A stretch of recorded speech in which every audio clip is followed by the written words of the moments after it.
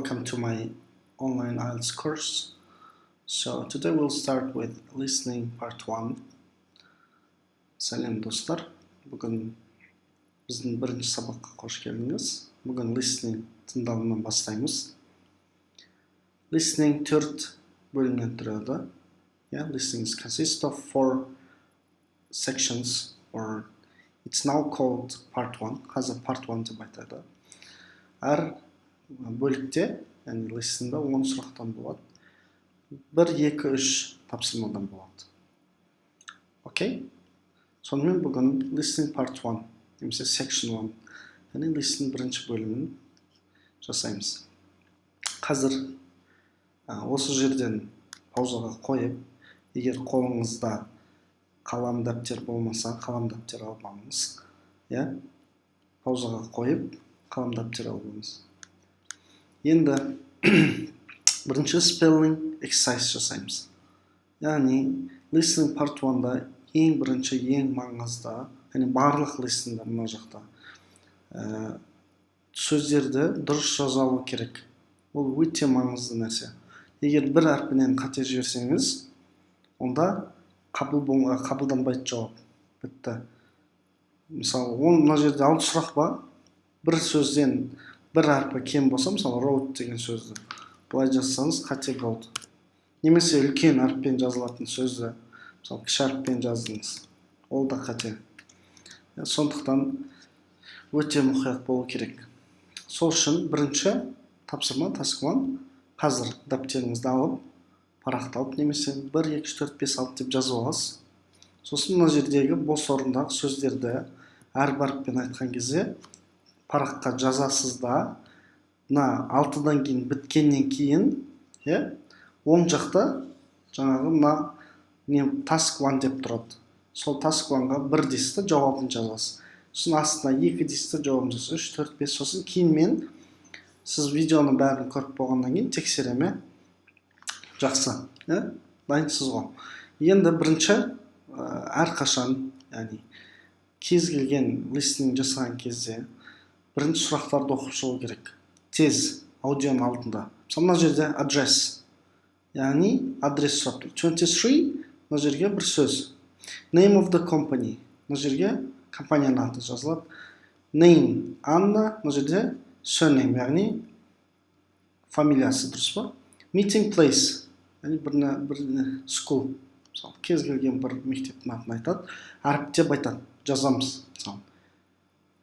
Кеңес деп айту мүмкін, K-E-N-E-S, соны әріптеп жазамыз. Name of the village, ауылдың аты. Website address, мына жаққа жазамыз. Енді 1, 2, 4, 5, 6 деп параққа жазып алдық. Жақсы ма? Қазір аудионы ойнаттым. Test 1 training. Spelling 3. 1. My address is 23 Borough Road. That's B-O-R-O-U-G-H.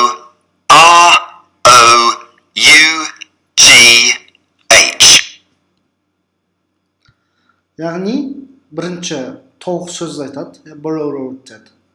Содан кейін әріппен айтты. Дұрыс па? Солай қазір мен қайтадан басынан қоям. 1 дейсіз да параққа. Сосын жазасыз. Параққа жазып алып, мұнан бәрін бітіргеннен кейін, оң жақтағы шыққан task 1 деген жаққа 1 деп жауаптарын жазып шығасыз.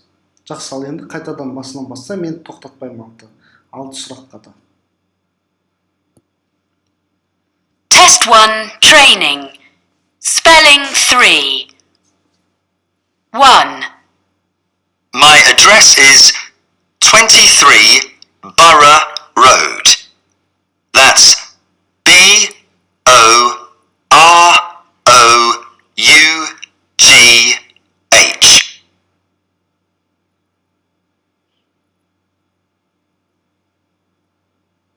2. Send your application to JWIC Limited. That's J-A-Y-W-I-C-K.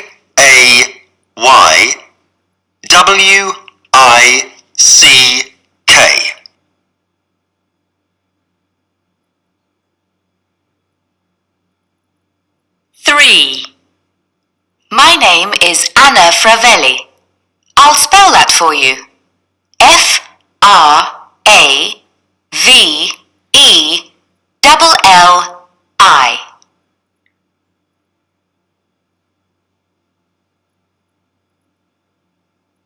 4.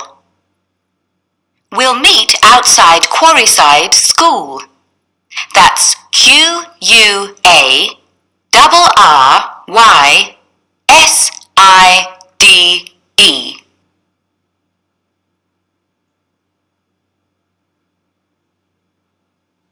5. You need to get a bus to my village. It's Charlesworth. That's CHARLESWORTH.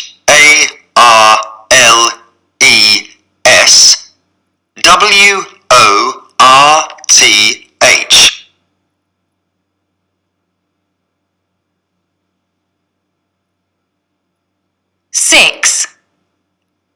Have a look at my website. It's www.kimmarshall.com. That's KIMMARSHALL.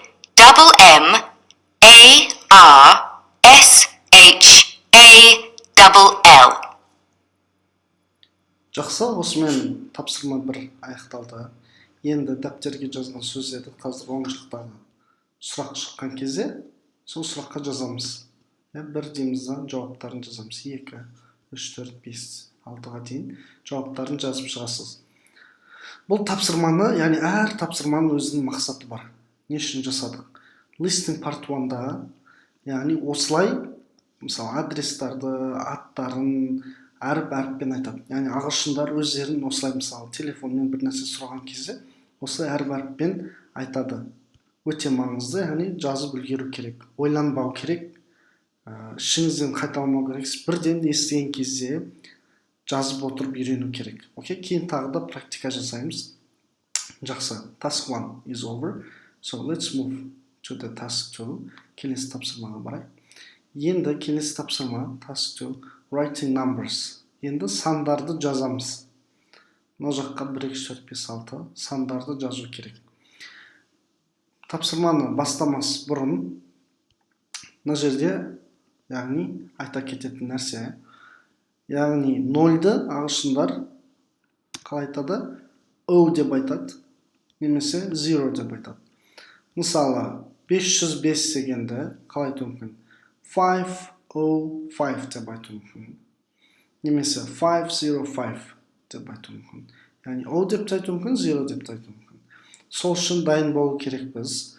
Мысалы, O дегенде ол 0-ды айтып жатыр. 0 деп айту мүмкін, яғни ол 0-ды айтып жатыр. Жақсы, енді келесі тағы бір нәрсе. Мысалы, мына жерде $60, я, 50 цент. Немесе pound тек, мысалы, 50 penny деп айтады. Бұл жерде 60, яғни $60, 50 деп айта салады. Сонда $60 точка қоямыз 50. Яғни тиын. Өте маңызды. Мына жерде екен. Жақсы. Қазір мен мына жерде тағы да task 2 дейсіз да, жаңа өзіңіз дәптеріңізге 1, 2, 3, 4, 5 деп 6 санға дейін жазасыз. Мына жерде жауапты жазасыз. Kings бір нәрсе санды айту мүмкін. 64 King Street мысалы. Number 2, family ticket costs. Тикеттің бағасы қанша тұрады? Mobile phone number, яғни санды жазады. Номер theater opened in, мысалы, қашан ашылады театр. Secretary room is in room. Secretary is in room, қай бөлмеде? Cost of flight, билеттің бағасы, мына жаққа жазамыз. Тек қана сандар. Тапсырманы орындап болғасын, жаңағы алдыңғы task 1-дағыдай оң жақтан сұрақ шығады, сол жаққа 1 дейміз да жауабын жазамыз. Қанша санына жейміз? 2 дейміз, астына 3, 4, 5, 6 деп жазамыз. Окей? Жақсы ма? Are you ready? So let's go. Test 1 training. Numbers. 1. I live at 391 King Street.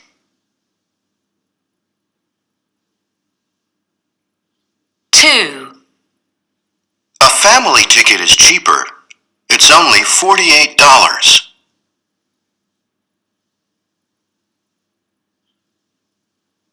3. You can ring me on my mobile. The number is 07862 335 201.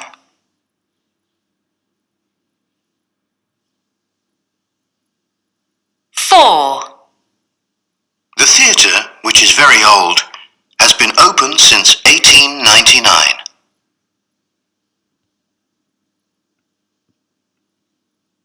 5. Take the application to the secretary, who is in room 117.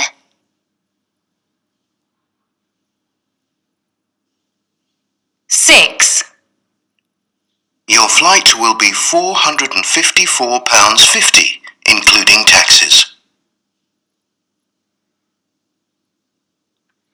Okay, that's end of task 2. Яғни екінші тапсырма аяқталды. Қазір мына оң жақтан сұрақ шығады. Task 2 деп, сосын жауаптарын, жаңа дәптерге жазған жауаптарын жазып шығамыз, 1 деп жауаптарын.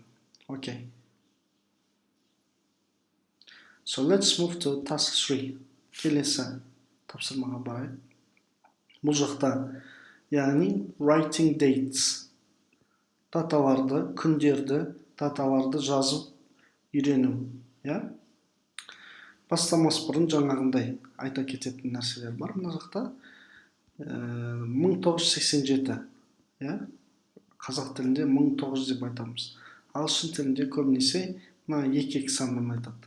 Бұны білетін шығармыз. 1985. 1987. Жеті екен ғой. 87. Sorry. My bad. Яғни 19 2 санды айтып тұр.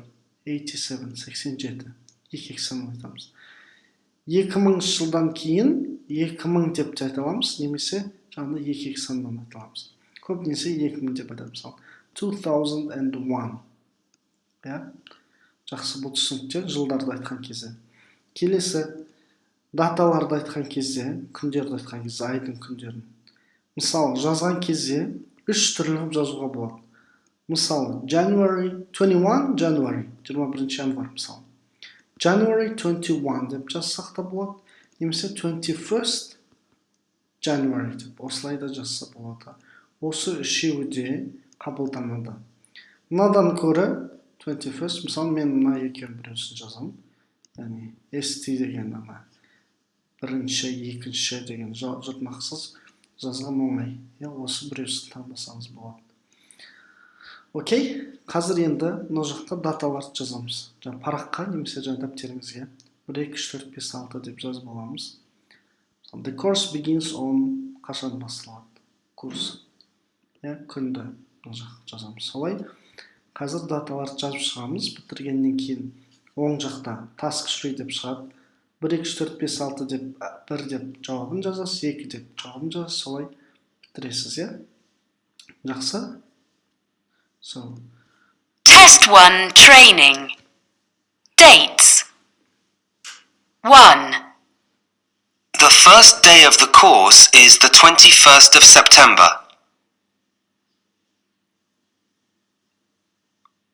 2. I was born on the 1st of February 1986.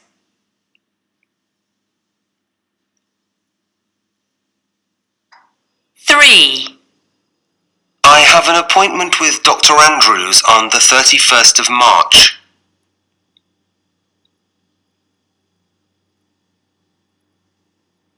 4. We're getting married in December on the 14th.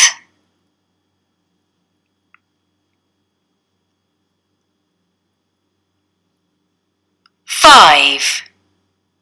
I will fly into New York on the 11th of January.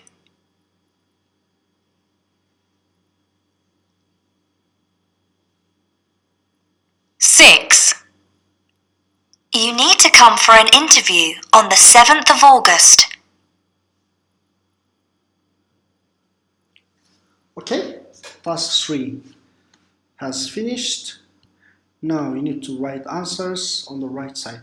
Оң жақтан қазір сұрақ шығады, сол жаққа 1, 2, 4, 5 деп жауаптарын толтырамыз. Иә?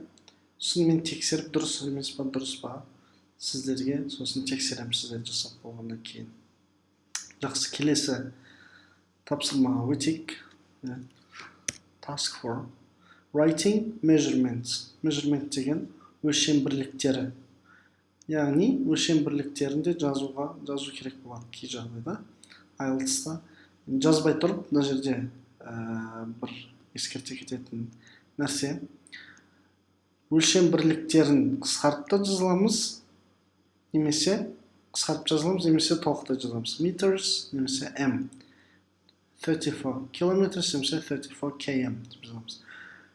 Метр деген метре деп жазылатын, ол British English, Британия ағылшын тілі.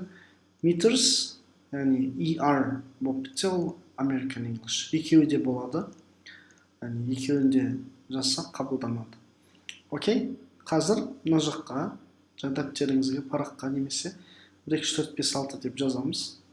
Сосын мына жердегі өлшем бірліктерін жазамыз. Санды және жанындағы өлшем бірлігін бірге жазамыз. Сантиметр болса cm, километр болса km деп.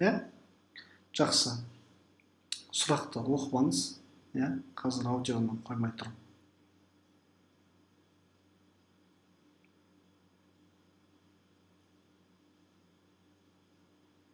Жақсы, сұрақты оқып алдыңыз ба? Енді қазір мен аудионы ойнатамын. Test 1 Training. Measurements. 1. Mount Everest is 8,850 meters high. 2. It's 658 kilometers from Wellington to Auckland. 3. John is 180 centimeters tall.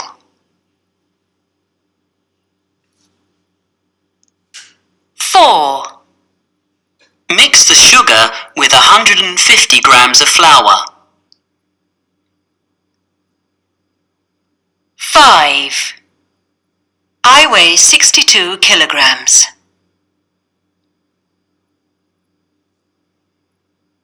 6. The desk I bought is 1 meter 65 centimeters across. So, task 4 is over. Енді оң жақтан қазір сұрақ task 4 деп шығады. Сол жаққа жауаптарын бәрі дейсіз да жауабын жазасыз. 2 дейсіз жауабын жазасыз. 3 дейсіз жауабын жазасыз. Жарай ма? Жақсы, келесі енді маңызды. Жаңа сандарды, даталарды, және сөздерді әріп-әріппен айтқан кезде жазуды кішкене жаттықтырдық. Кейінде жасаймыз бұны. Әзірше бұл кіріспесі.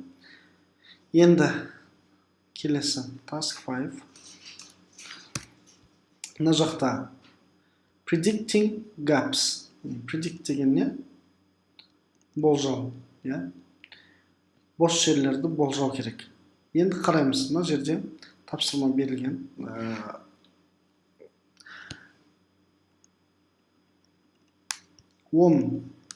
Яғни listen section 1-да қанша сұрақ болады дедік? 10 сұрақ болады дедік. 10 сұрақ тұр. Сұрақты аудио ойналмай тұрып 30 секундтай уақыт беріледі сұрақтарды оқуға. Мына жерде бірақ тапсырма, 2 тапсырма болуы мүмкін. Мысалы 6 сұрақ, қалған 4 сұрақ басқа тапсырма. Енді сіздерге қазір тапсырма. Не істейсіздер? Мына 10 сұрақ, Pony trekking hold, яғни понимен жүру демалса, сол туралы болады. 2 адам сөйлеседі, сосын бір-бірінен сұрайды, сұрақтар сұрайды, қашан болады, не болады, не істейді мысалы. Енді мына жақта екінші кестені көріп тұрмыз, сіздерге не істеу керек? Мына жерде date, date қараймыз. Дата, қай сұрақ жауап беріліп тұр? 1. Holiday starts on. Мына жерге не жазу керек? Date, дата жазу керек. 1. Енді қалған 2, 3, 4, 5, 6, 7, 8, 9, 10-ға мына жерде сәйкестендіреміз. Мысалы, distance қайсысы болуы мүмкін? Мына жерден оқып шығамыз. Only numbers тек қана сан. Price баға, бір нәрсенің жаңа бағасы. Website address қай, мына жерден сұрақтан қайсысы жазамыз. A meal or kind of food. A place, a facility, clothes or piece of equipment, an event. Қазір мына жерден жақсылап ойланып, қарап, оқып аламыз. Сосын қазір оң жақтан қайтадан сұрақ шығады. Сол жерге, date деген кезде, мысалы, қай сан? 1, 2-ден бастайсыз. Distance, мысалы, қай сан? Соны жазасыз. Сан мәшін. Only numbers, қайсысы? Санды жазасыз.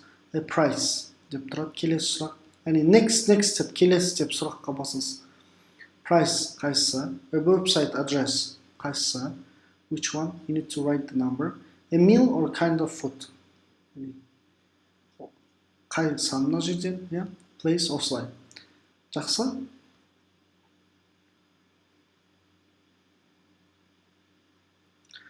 Жақсы, енді бұл тапсырманы не үшін орындадық? Сұрақты аудио ойналмай тұрып, қалай болжау керек мысалы.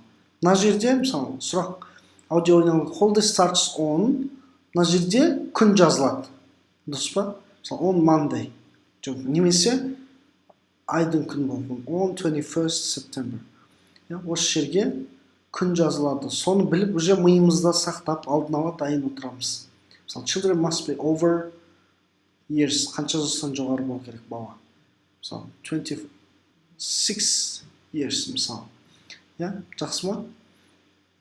Жақсы. Енді келесі бізге сұрақтарды listening section 1 толықтай жасаймыз. 10 сұрақты. Question 1 to 10, complete the notes below. Write no more than 2 words and or a number for each answer. Яғни, бірінші тапсырманы жасамас бұрын тез инструкцияны оқып шығамыз. Write no more than, яғни, 2 сөзден плюс number деп тұр. 2 сөз плюс 1 сан жазаламыз, немесе 1 сөз 1 сан жазаламыз.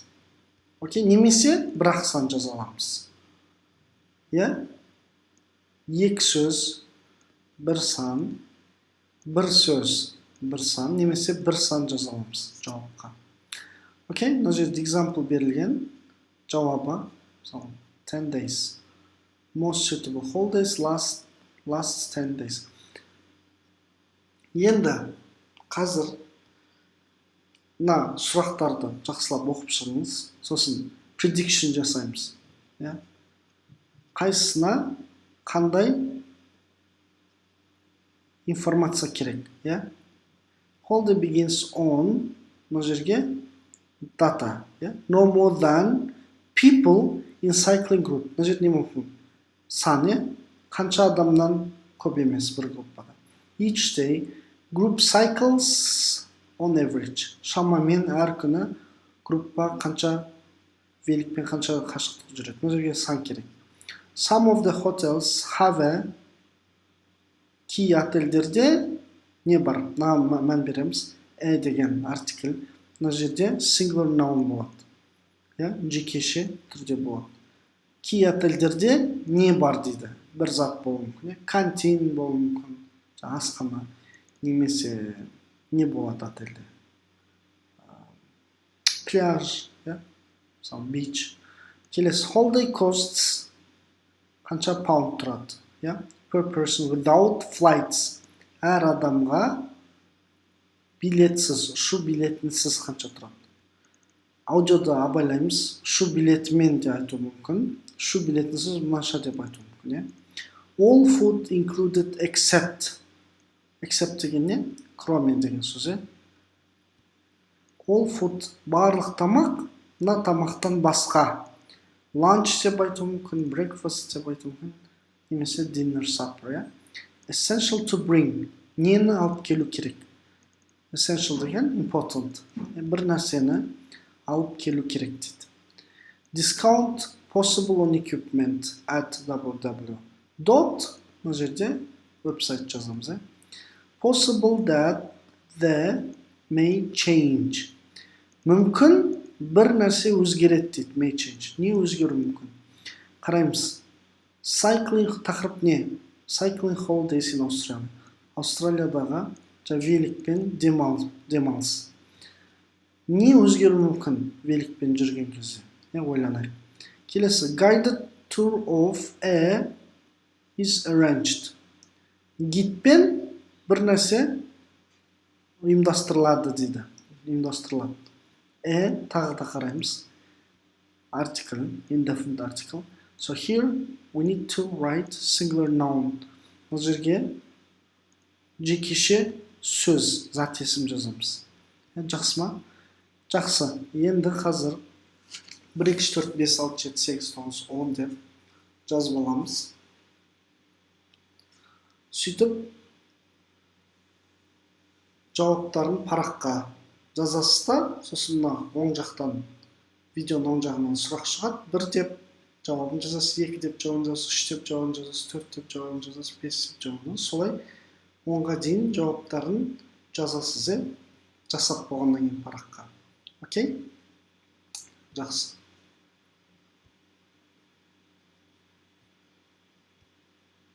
So let's start. Test 1, exam practice. Listening, section 1. You will hear a telephone conversation between a woman and a man who works for a holiday company about a holiday she would like to go on. First, you have some time to look at questions 1 to 6. Pause the recording for 30 seconds.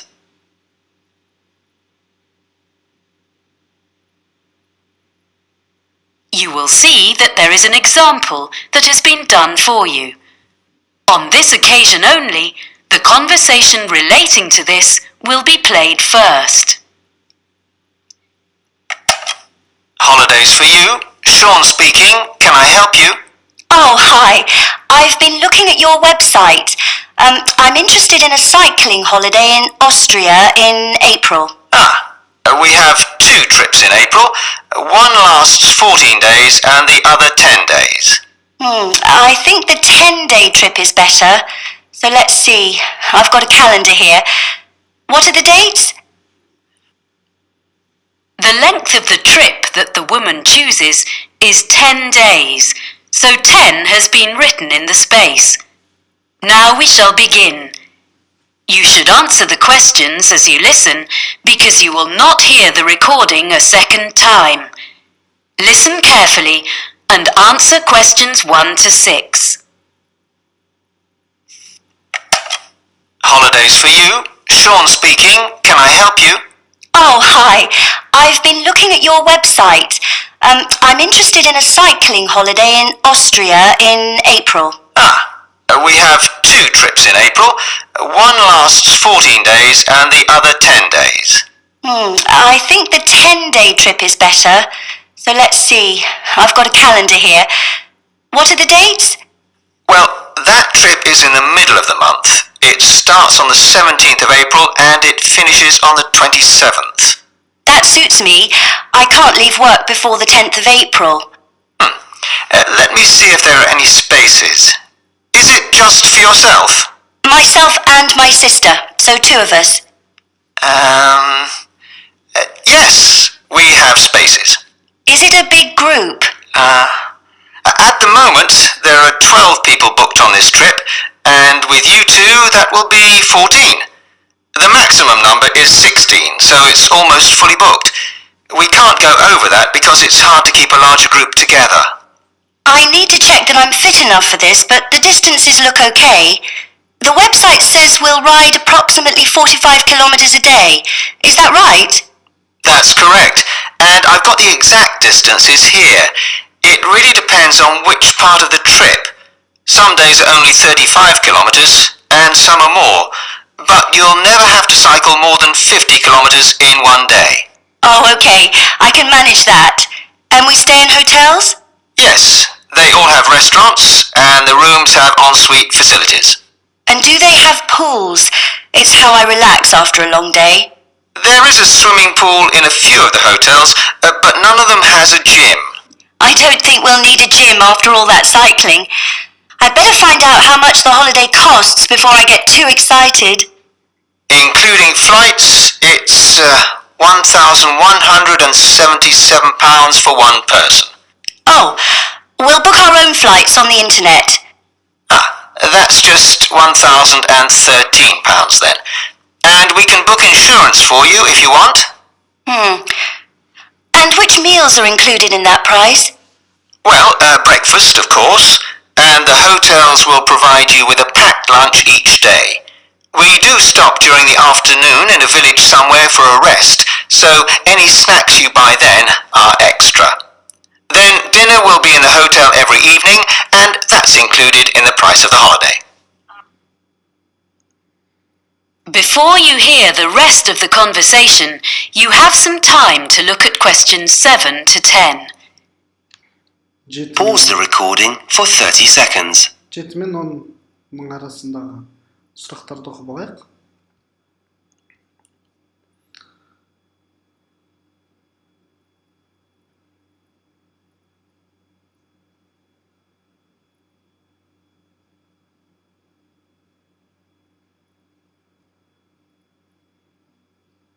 Жақсы. Аудионы жалғастырамыз.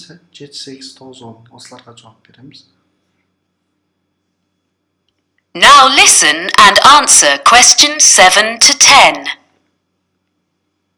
And you provide the bicycles, of course. What else?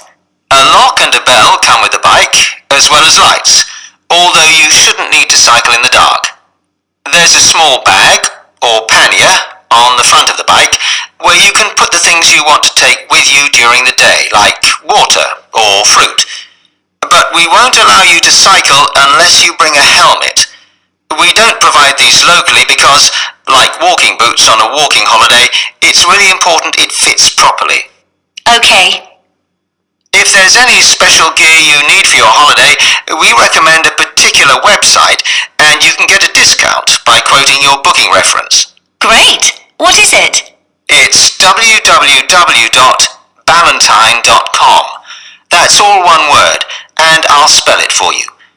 www.ballantine.com. Good. I've got that down. I've been looking at your website while we've been talking. I see we cycle along the River Danube. Yes, it's one of Europe's most well-known areas for cycling. It looks fascinating. Lots of beautiful countryside and things to see. I should warn you that we do reserve the right to make some alterations to the route if the weather is bad. Some of the tracks sometimes get very muddy.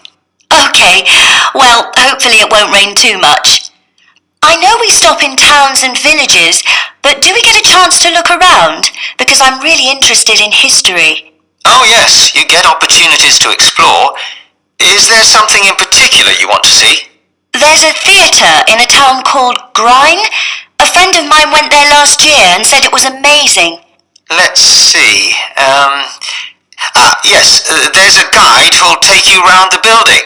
We don't have any other tours arranged, but you can visit several castles and museums on the holiday.